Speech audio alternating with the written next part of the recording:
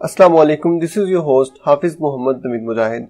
Today we are going to discuss about clinico-anatomical problem related to portocaval anastomosis. तो ये portocaval anastomosis की second video है जिसके अंदर हम clinico-anatomical problem डिस्कस करेंगे। तो a middle-aged alcoholic patient complained a lot of blood in his vomit.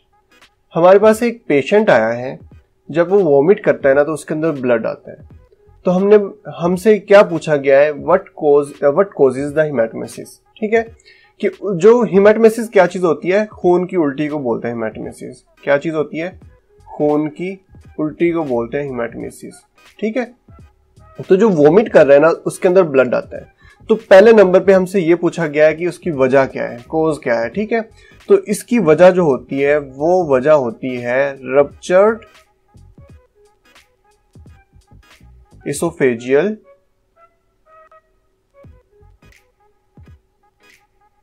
वेरिसिस।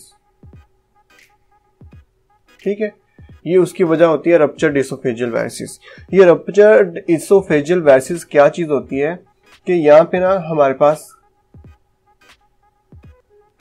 Stomach होता है। ठीक है, तो जो हमारे पास स्टमक होता है ना, इसके अंदर जो लोअर एंड ऑफ इसोफेगस होता है ना, यहाँ पे पोर्टल वेन की ट्राइब्यूटरी आ रही होती है। ठीक है, दूसरी तरफ से हमारे पास क्या आ रही होती है, यहाँ से सिस्टेमिक वेन की ट्राइब्यूटरी आ रही होती है। ठीक है, जब ये दोनों आती है ना तो ये यहाँ पे अनेस्टमोस करती हैं। ठीक है, अनेस्टमोस करती है तो यहाँ पे क्या होता है कि सम टाइम यहाँ पे ना ये यहाँ पे क्या चीज होती है, ये जो ट्राइब्यूटरीज होती है ना ये फूल जाती हैं। ठीक है, जब ये मतलब डायलिटेशन हो जाती है इन वेन्स की, ये जो वेन्स होती है ना यहाँ पे, इनकी डायलिटेशन हो जाती है। जब ये डायलेट हो जाती है उसके बाद इनका रप्चर हो जाता है। ठीक है, जब ये रप्चर हो जाएंगी ना तो ये जो उसके ऊपर से यहाँ पे हमारे पास क्या होता है, इसोफेगस होती है ना, तो इसोफेगस से माउथ के थ्रू हमारे पास वॉमिट होगी। तो वॉमिटिंग के अंदर क्या चीज हमारे पास प्रेजेंट होगी, वॉमिटिंग के अंदर ब्लड आएगा। ठीक है, ये ब्लड आएगा वॉमिटिंग के अंदर, तो इसको बोलते हैं रप्चर्ड इसोफेजियल वेरिसिस। सेकंड कंडीशन हमने देखनी है कि एनाटॉमिकल बेसिस इसकी क्या होती है।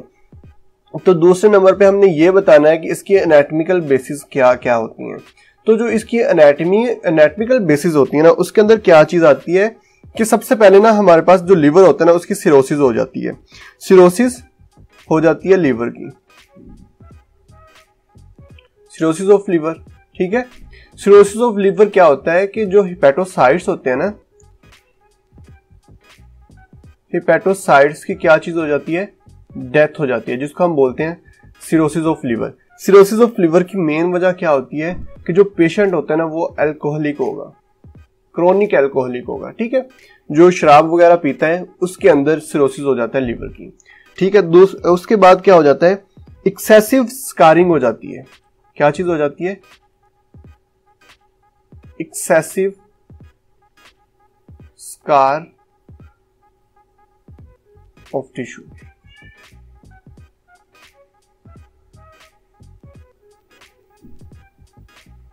मतलब क्या होगा कि एक्सेसिव स्कारिंग हो जाएगी। पहले सिरोसिस ऑफ लिवर होगा, फिर स्कारिंग। मैं इसकी डायग्राम बना के दिखाता हूं कैसे होती है। पहले ये देख लें, सिरोसिस हो जाएगी, फिर दूसरे नंबर पे एक्सेसिव स्कारिंग हो जाएगी। ठीक है, और फिर क्या होगा, जब एक्सेसिव स्कारिंग हो जाएगी ना तो यहाँ पे ना रेजिस्टेंस इंक्रीज हो जाएगी। रेजिस्टेंस जो होती है ना वो इंक्रीज हो जाएगी। रेजिस्टेंस इंक्रीज हो जाएगी तो हम क्या बोलेंगे, पोर्टल हाइपरटेंशन हो गई है। ठीक है, पोर्टल हाइपरटेंशन हो जाएगी तो जो हमारी पोर्टल वेन होती है ना, पोर्टल वेन होती है उसके अंदर वॉल्स प्रेजेंट नहीं होते। जब वॉल्स प्रेजेंट नहीं होंगे तो फिर क्या होगा कि रिट्रोग्रेड ब्लड फ्लो होगा या बैक फ्लो होगा। ब्लड क्या होगा, बैक फ्लो होगा या रेट्रोग्रेड ब्लड फ्लो होगा। ठीक है, टूवर्ड्स जो इसकी ट्राइब्यूटरीज होंगी वहां पे जाके। ठीक है, तो वहां पे जाके जब ब्लड फ्लो होगा तो वहां पे दो चीजें अनेस्टमोस करती होती हैं। जो पोर्टल वेन की ट्राइब्यूटरी होती है उधर से एक वेन आती है और दूसरी तरफ से आती है हमारे पास सिस्टेमिक वेन की ट्राइब्यूटरी जो होती है। ठीक है, सिस्टेमिक वेन की जो ट्राइब्यूटरी आती है ये अनेस्टमोस करती है यहाँ पे। तो अनेस्टमोस करती है ना तो यहाँ पे क्या होता है कि यहाँ पे जाके ये जो वेन्स होती है ना ये डायलेट हो जाती हैं। ठीक है, डायलेट हो जाती हैं। ठीक है, उसके बाद ये रप्चर हो जाती हैं तो हमारा ये यहाँ से जो वॉमिट होते हैं ना उसके अंदर ब्लड आ जाता है। ये इसकी एनाटॉमिकल बेसिस होती हैं। तो मैं आपको जरा डायग्रामेटिक दिखा देता हूँ कि यहाँ पे हमारे पास क्या चीज होती है, लिवर होता है, ठीक है। तो लिवर के बाद यहाँ पे क्या चीज होती है, हमारे पास स्टमक होता है, ठीक है, यहाँ पे स्टमक होता है। तो यहाँ पे क्या चीज होती है कि जो यहाँ पे हमारे पास जो हमारे ऑर्गन्स होते हैं ना, ठीक है, वहां से एक वेन यहाँ पे सप्लीन प्रेजेंट होती है, तो यहाँ से सप्लीनिक वेन आएगी, ठीक है, नीचे से सुपीरियर मेसेंटेरिक वेन आएंगी। जब ये दोनों आपस में मिलेंगी ना, तो ये मिलके एक यहाँ पे पोर्टल वेन बना देती होती हैं, ठीक है। अब ये जो पोर्टल वेन होती है ना, ये अपनी जो ब्लड देती है ये लिवर को देती है, और लिवर से आगे क्या चीज होती है, हमारे हिपैटिक वेन्स होती हैं। हिपैटिक वेन्स के थ्रू हमारा ब्लड चला जाता है इंफीरियर वेना केवा के अंदर, ये ऊपर को चला जाता है ब्लड ऐसे इंफीरियर वेना केवा के अंदर। ये आम नेचुरल कंडीशन ये होती है। लेकिन क्या होता है कि जब सिरोसिस ऑफ लिवर हो जाएगा, एक पेशेंट है जो कि वो शराब ज्यादा पीता है, क्रोनिक अल्कोहलिक पेशेंट है, ठीक है, तो उसके अंदर क्या होता है कि सिरोसिस हो जाता है लिवर के, हिपैटोसाइट्स जो होते हैं ना उनकी डेथ हो जाती है, और जब डेथ होती है तो हिपैटोमेगाली हो जाती है, हिपैटोमेगाली हो जाएगी, ठीक है। हिपैटोमेगाली हो जाएगी, एक्सेसिव स्कारिंग, यहाँ पे स्कारिंग होएंगी, ठीक है, स्कार बनना शुरू हो जाएंगे, सिरोसिस हो जाएगा। तो यहाँ पे क्या चीज होगा, यहाँ पे जो हमारे पास यहाँ पे ब्लड फ्लो कर रहा था ना, उसके अंदर क्या चीज आएगी, यहाँ पे ऑब्स्ट्रक्शन हो जाएगी, रेजिस्टेंस होगी, ऑब्स्ट्रक्शन हो जाएगी। तो इसको क्या बोलते हैं, पोर्टल हाइपरटेंशन हो जाएगी। जब ये पोर्टल हाइपरटेंशन हो जाएगी तो ब्लड ऊपर को फ्लो करने के बजाय क्या करेगा, ब्लड हमारा जो होगा वो नीचे को फ्लो करेगा, अपनी ट्राइब्यूटरीज के अंदर जाना शुरू कर देगा, ठीक है। तो यहाँ से एक जो इसकी ट्राइब्यूटरी आती है ना, जो लोअर एंड ऑफ एसोफेगस तक जाती है, यहाँ पे एक ट्राइब्यूटरी आती है पोर्टल वेन की, ठीक है। ये जो पोर्टल वेन की ट्राइब्यूटरी होती है ना, ये वाली, और यहाँ पे दूसरी ट्राइब्यूटरी आती है सिस्टेमिक वेन की, ये यहाँ पे क्या करती है, एनास्टमोस कर लेती है, यहाँ पे जाके एनास्टमोस करती हैं।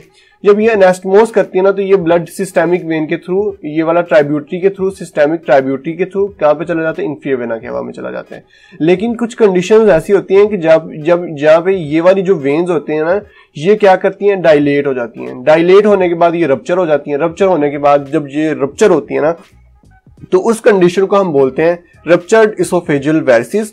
तो इसके अंदर क्या होता है कि जो बंदा वॉमिट करता है ना, उसके अंदर ब्लड आ रहा होता है, ठीक है। ये इसकी एनाटॉमिकल बेसिस हो जाती हैं।